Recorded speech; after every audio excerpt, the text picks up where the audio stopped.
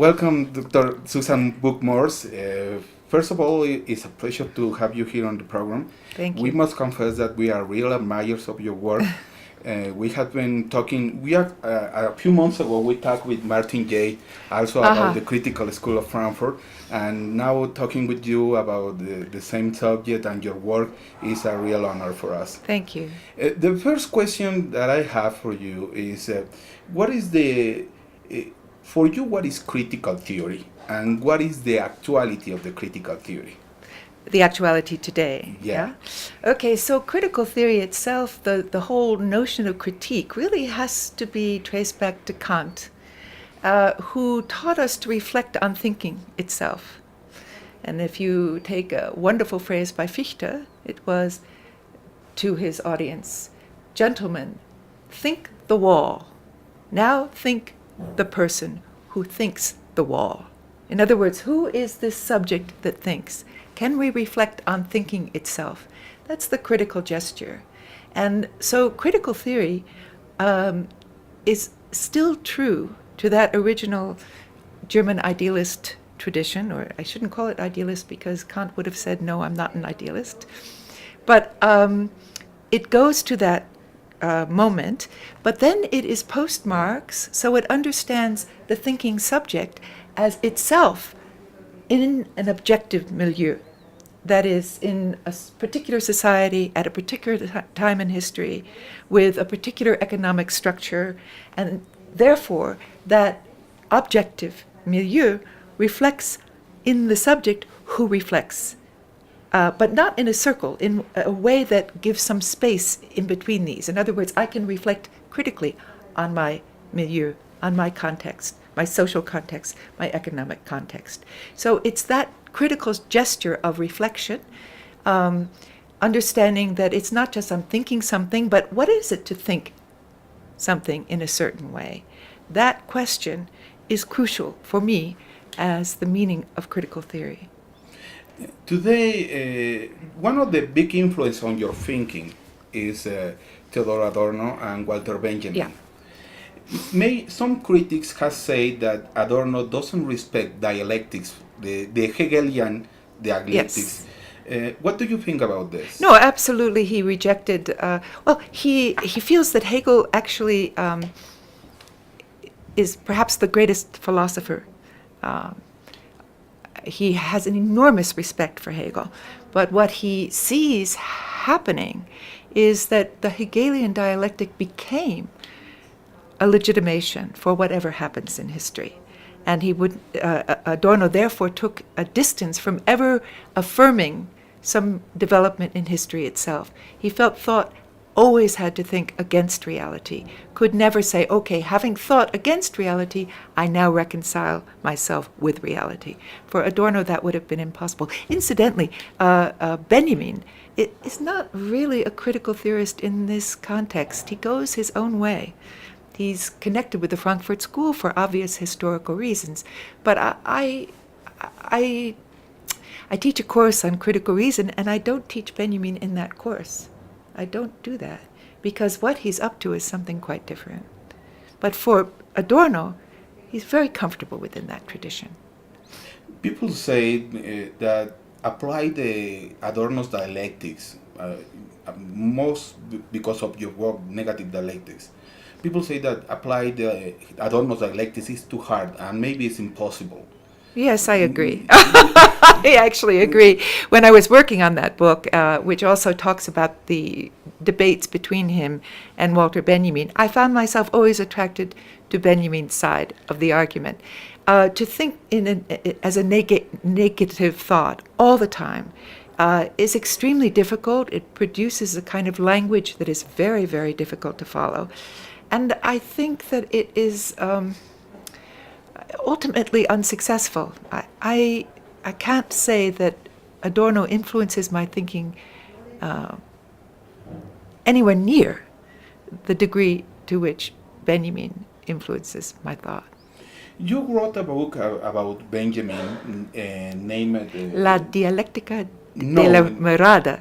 No, the other one. The one of the late...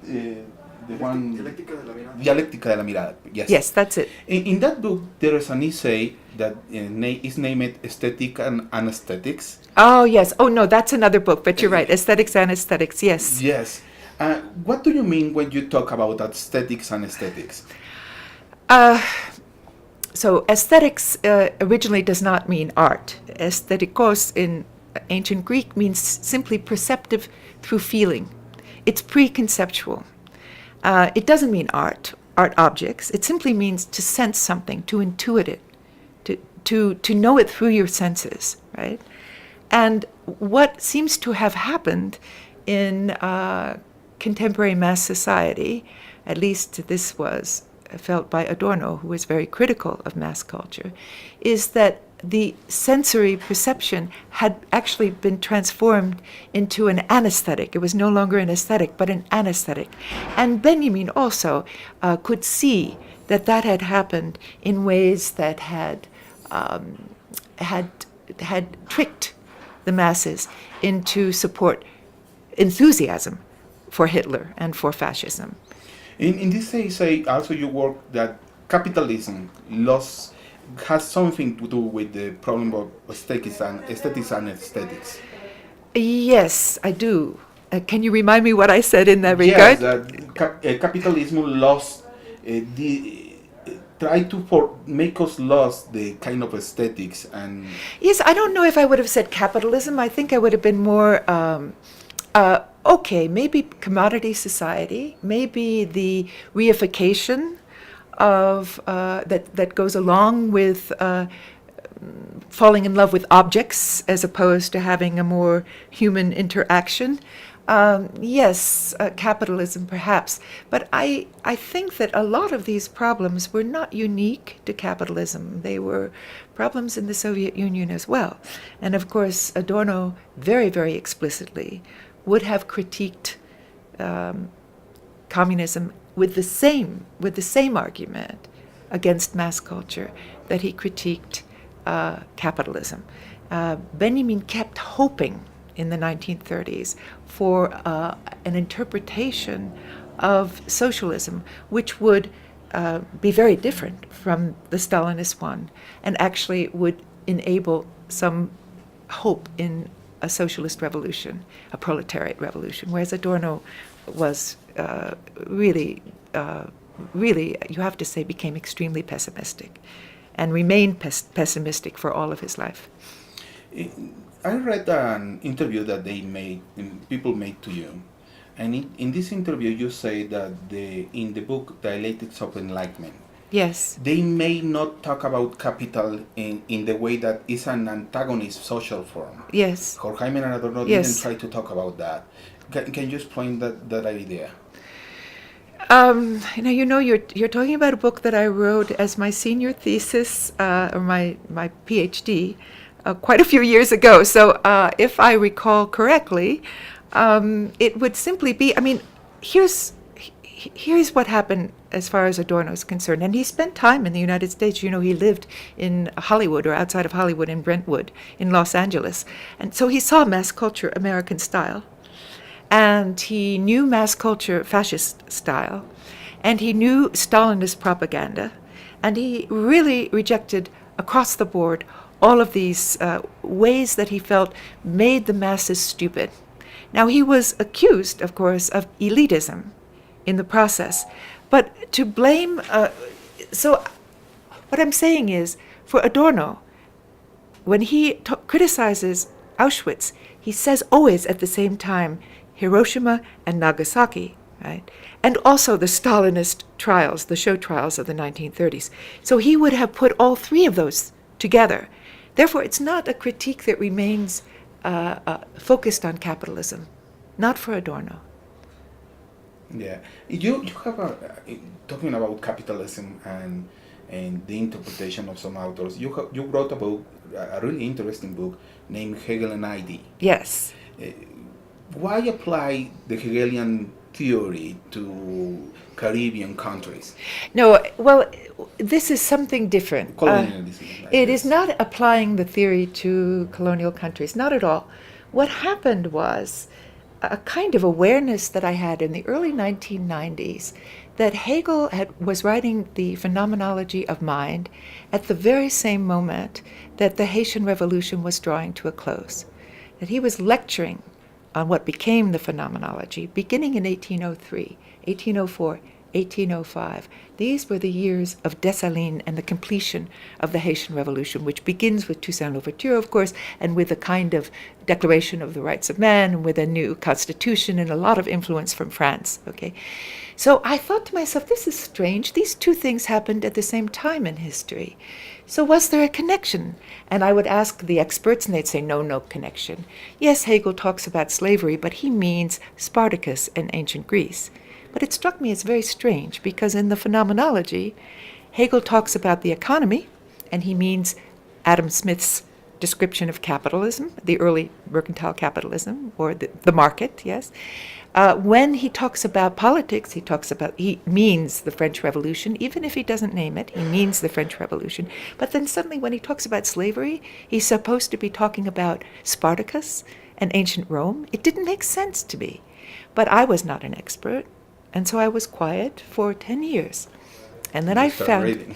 And then, yes, and I looked and I looked and I looked, and then I found this journal called Minerva, which of course is a word very important for Hegel, and it was the most important political review in all of in all of Europe, and it was done in German, but it borrowed freely from English sources, particularly because the French under Napoleon were at war. Of course, the Napoleonic Wars were going on, and in that journal, precisely in 1803, 1804, 1805, there were hundreds of pages written, a retrospective of 10 years, history of the Haitian Revolution.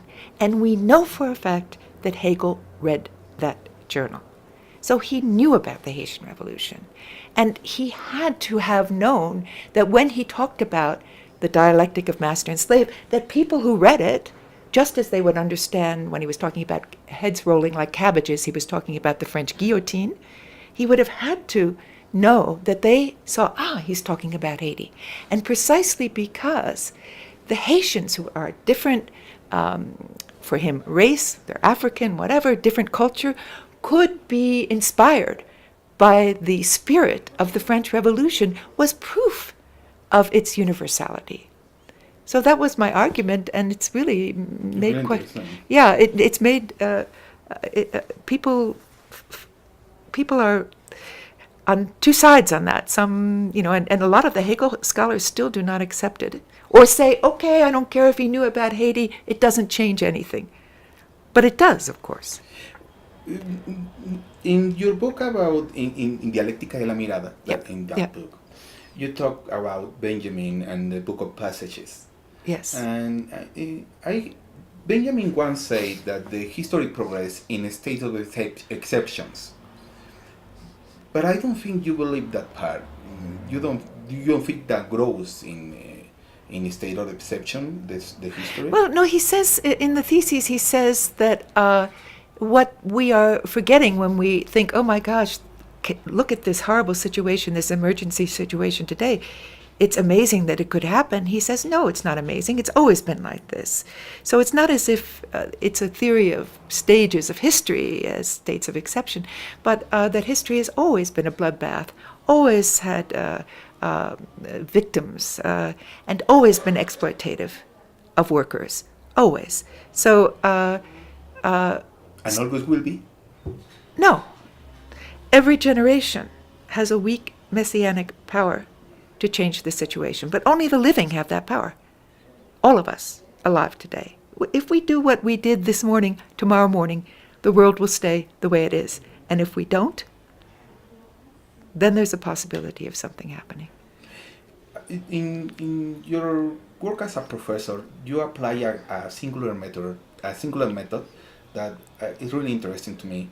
I also saw it in your conference, in your first conference. I don't know if you're going to do the same here, in which you apply visual images as a living methodology. Yes. What do you mean that visual image is a living methodology? For me, images are crucial. It's I take it literally from Benjamin, who talks about images. I make it literal. I mean, and an image for me is not a picture. It may be an art, an image of art. It may be a photograph. It could be anything, but it's an image. Benjamin wrote, only images in the mind motivate the will. So images for me are a way of intensifying the effect of a thought. And indeed, my philosophical position is that sense perception, including an image, precedes a conceptual understanding. So we start with the image, and we can think in images before we actually control the thought in a clearly systematic conceptual way. In a late interview that people make to you, and I don't know the press media that make this interview to you, you say that you are now attracted by the anarchist thought because it's kind of a powerful form of make ideas. Do you still feel the same? I'm not quite sure what that refers to, so I can't, but I will respond to the question of anarchism or the issue of anarchism. Not anarchism. I don't like any isms, right? But let's say anarchist. Let's say that the approach to politics today that doesn't see all politics as necessarily being channeled through political parties, elections, nation states, etc., and a more anarchic way of doing politics. I would support that. But anarchic means simply not about seizing state power, that our way of producing political action occurs in civil society, occurs at the level of citizens occupying public space, citizens changing the ways they relate to each other. So if that's what you mean by anarchism, yes, then I embrace the term. And one last question, because we know that you have a conference to Yes. make in a few minutes. You in one in essay you wrote, you say that the postmodern is at dead end. Yes. So what is the answer? Yeah. Okay. What comes there? I think postmodernism. It's a coward's word, right? We had modernism. We know it's over, but we don't know it's coming. So we talk about postmodernism or post-Marxism or post-secularism. These words. So I actually think that globalization is not a space, but a time. It's a new era. And it's one that puts us all in the same political time zone. That's an idea that I have, that there's no one who's forward or advanced, and then others are behind. Everyone's in the same global reality, and we occupy the same political time zone. So this has implications that may also be anarchist, but it does mean that the new technologies matter. The technologies that we only are just beginning to understand the power of, right? And I'm talking, of course, about social media. I'm talking about the internet. I'm talking about Wikipedia methods of producing knowledge, which is collective and quite responsible, right? So all of this seems to me to be taking shape at the beginning of the 21st century. We're in a new century. We're almost far enough into that century to begin to define what it consists of, right? And I think that globalization is the word that describes a temporal difference, right? From the internationalism, let's say, of World War I, World War II, right? They were times of national, international conflict, international control, government control by nation states and their imperial domains. But now we're in a different situation where nation states are not going to be considered the major actors. I don't think so. I mean, look how impotent nation states are to solve the situation in Syria or in Kiev. It's very telling how this capacity of Obama, for instance, to make a difference. I just heard that he spoke in Mexico about Kiev, for instance. I mean, it doesn't seem that leaders of nation states really can control the outcome of international events. and that more powerful actors are the people on the streets. I have to make these last questions. Yes. If not, I will feel regret. For you that are a real quite prestigious philosopher, and you have worked in the philosophy of history, what is history? Oh, that is the toughest one, actually. That's very hard. That's very hard. Okay, I'm going to answer kind of cryptically and say that history is is a necessary residue of theology within modernity. History is the claim that human events matter, that they have some meaning. And that's a theological claim. So in our time, when we are secular thinkers, right, and I'm talking now about modernity, we look to explain historical events, explain events by looking at their history.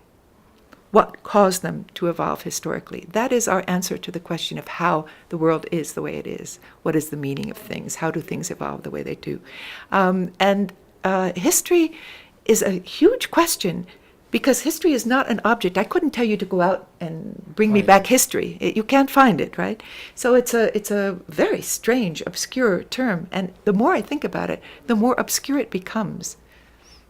Well, Dr. Susan Buck-Morss, has been a real honor to interview you, and I have had with you a few minutes. It's really an honor. Well, it's an honor to be interviewed by you and to find out that you've read so much. Thank you very much. Thank you very much.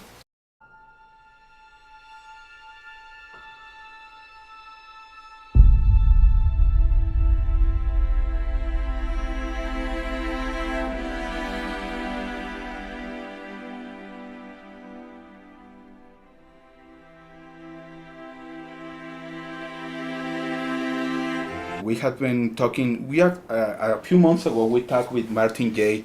also about the Critical School of Frankfurt, and now talking with you about the same subject and your work is a real honor for us. Thank you. The first question that I have for you is, what is what is critical theory, and what is the actuality of the critical theory?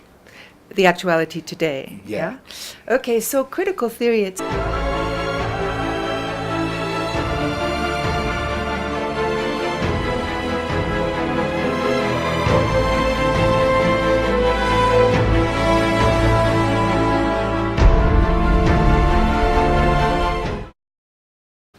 Welcome, Dr. Susan Buck-Morss. First of all, it's a pleasure to have you here on the program. Thank you. We must confess that we are real admirers of your work. The whole notion of critique really has to be traced back to Kant, who taught us to reflect on thinking itself. And if you take a wonderful phrase by Fichte, it was to his audience, "Gentlemen, think the wall. Now think the person who thinks the wall." In other words, who is this subject that thinks? Can we reflect on